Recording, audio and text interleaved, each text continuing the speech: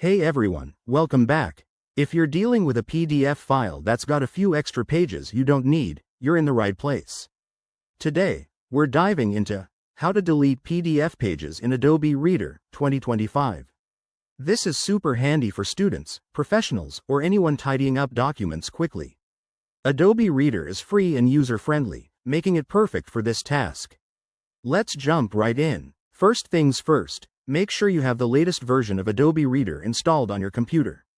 You can download it from the official Adobe website if you haven't already.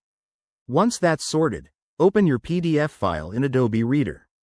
You'll see your document displayed on the screen.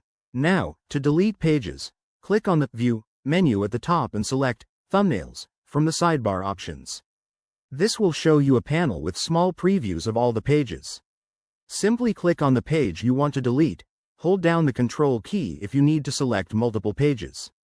Once selected, right-click on one of the thumbnails and choose Delete or Remove from the context menu. A confirmation dialog might pop up, so just click Yes to proceed. After deleting, don't forget to save your changes. Go to File, Greater Than, Save as and pick a new file name or location to avoid overwriting the original. That's it. You've successfully trimmed your PDF. One quick tip. If you're working with a protected PDF, you might need to unlock it first or use Adobe Acrobat instead, as Reader has limitations on editing. Always double-check your document after deleting pages to ensure nothing important is missing. There you have it, folks, a straightforward way to manage your PDFs in 2025. If this helped, give it a thumbs up, subscribe for more tech tips, and drop a comment below if you have questions. Thanks for watching, and I'll see you in the next video.